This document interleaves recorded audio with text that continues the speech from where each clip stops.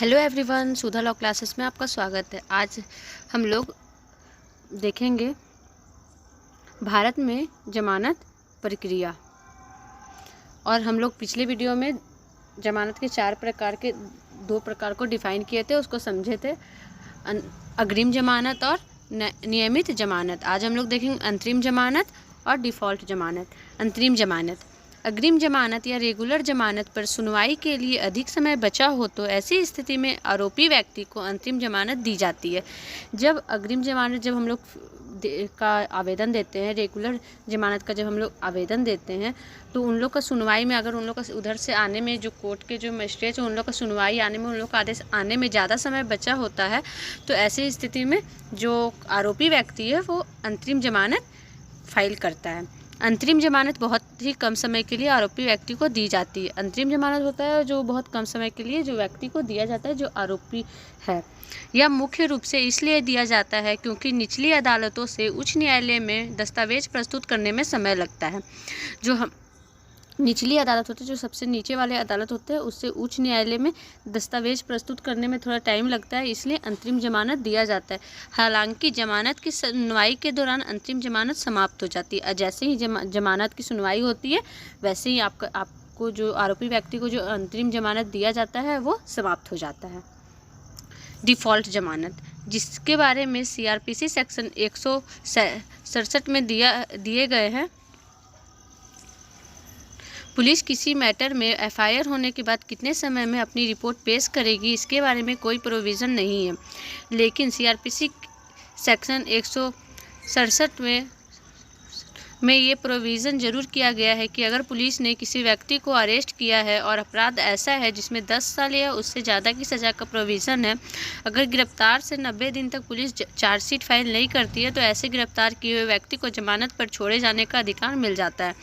अब बोल रहा है जो CRPC के सेक्शन 167 में ये डिफ़ॉल्ट जमानत के बारे में दिया गया है। अब पुलिस जो है किसी मैटर पे FIR होने के बाद कितने समय बाद रिपोर्ट पेश करेगी, इसके बारे में कोई प्रोविज़न नहीं है। मतलब उसमें ये नहीं बताया गया है कि वो अपना जो रिपोर्ट है किसी मैटर में FIR दर्ज होने के बाद वो कितने दिन में पेश करेगी। लेकिन CRPC जो सेक्शन है 167 में ये प्रोविज़न ज़रूर है कि पुलिस जो है जब कोई व्यक्ति को अरेस्ट करेगा तो अगर उनका अपराध 10 साल या उससे ज़्यादा का सज़ा का होगा तो वो, अगर गिरफ्तार से 90 दिन तक पुलिस चार्ज, तो 10 साल या उससे ज़्यादा का होगा तो जो गिरफ्तार है उसको 90 दिन तक अगर कोई चार्जशीट फाइल नहीं करता है पुलिस, तो ऐसे में गिरफ्तार किए हुए व्यक्ति जो जमानत के लिए करेगा उसको डिफ़ॉल्ट जमानत दिया जाता है।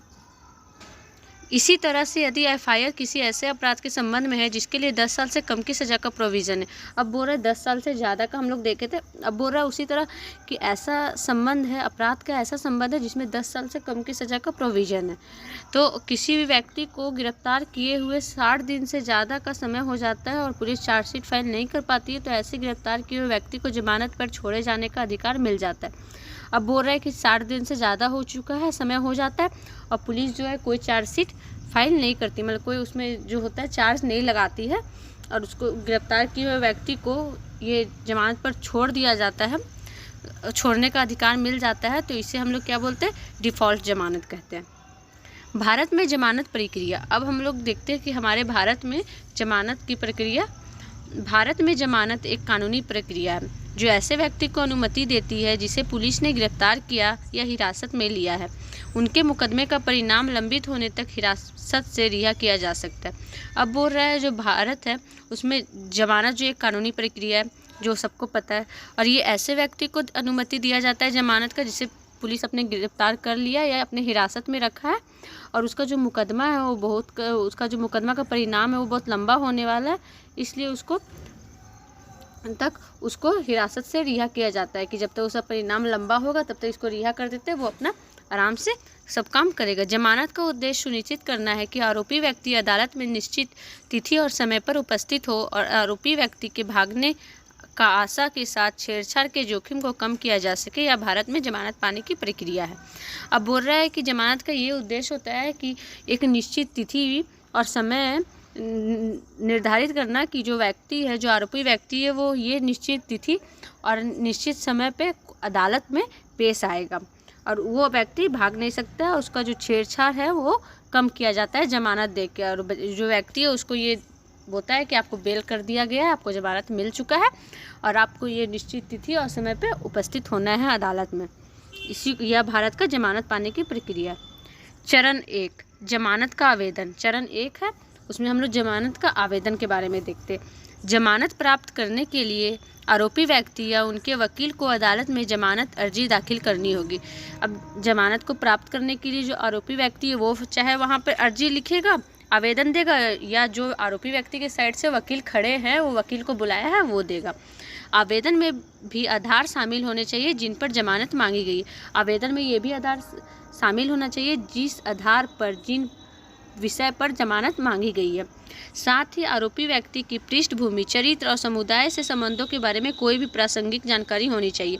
जो आरोपी व्यक्ति है उसका जो भूमि है, उसका चरित्र कैसा है, वो सब के संबंध, वो कौन से समुदाय का है, वो सब संबंधों के बारे में भी जानकारी होना चाहिए जमानत का जो आवेदन देगा। चरण 2 न्यायालय का निर्णय।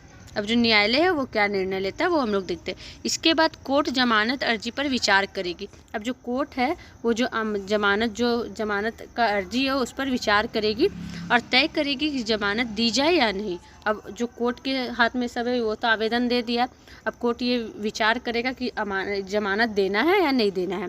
यह निर्णय लेने में अदालत अपराध की प्रकृति और गंभीरता, आरोपी व्यक्ति के भाग जाने के साक्ष्य के साथ छेड़छाड़ करने की संभावना और अभियोजन पक्ष के मामले की ताकत जैसे कारकों पर विचार करेगी। यह निर्णय तो अदालत के पास है कि अपराध जो किया है वो किस प्रकृति पे है, और गंभीरता देखेगा आरोपी व्यक्ति के भाग जाने के और उसके साक्ष्य के साथ कि वो कभी भागेगा नहीं, वो सब के मामले पे वो अपना विचार करती है। चरण 3 जमानत बांड। अगर जमानत दी जाती है तो अभियुक्त व्यक्ति को जमानत बॉन्ड के रूप में ज्ञात राशि के भुगतान पर हिरासत से रिहा कर दिया जाएगा। अब बोल रहा है कि जो व्यक्ति है जिस पर जमानत हुआ है उसको एक ज्ञात राशि का भुगतान करना पड़ेगा, इस बेसिस पे उसको रिहा कर दिया जाता है। इस बंधन का उद्देश्य इस बात की गारंटी देना है कि आरोपी व्यक्ति आवश्यकता अनुसार अदालत में पेश होगा। अगर उस पर कोई राशि का भुगतान कर देगा, जो हमारा होते हैं वकील, ये सब जो हमारे सीनियर होते हैं वकील होते हैं, वो सब कोर्ट जो हमारा न्यायालय है वो कर देगा कि जमानत तो दे दी जाएगी पर आपको एक राशि जो है भुगतान करना पड़ेगा, इस बेसिस पे आपको रिहा कर दिया जाएगा। तो ये जो राशि है उसका ये उद्देश्य होता है कि ये राशि अगर ये दे दिया है तो आरोपी व्यक्ति जो है जब उसको अदालत में पेश होगा, आवश्यकता अनुसार जब ज़रूरत होगा तो वो अपना कोर्ट में पेश होगा। यदि आरोपी व्यक्ति अदालत में उपस्थित होने में विफल रहता है तो बांध जब किया जा सकता है और आरोपी व्यक्ति को फिर से गिरफ्तार कर हिरासत में वापस लाया जा सकता है। यदि आरोपी व्यक्ति जो है वो अदालत में उपस्थित नहीं हो पाता है, नहीं कुछ कारणवश, तब जो बॉन्ड है जब बॉन्ड किया जाता है तो आरोपी व्यक्ति को फिर से गिरफ्तार कर लिया जाता है।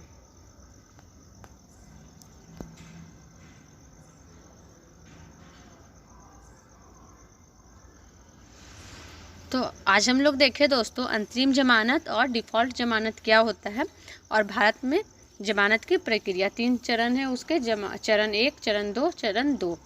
तो आज के लिए दोस्तों बस इतना ही। मैं कल फिर मिलूँगी नई वीडियो के साथ, तब तक के लिए नमस्कार।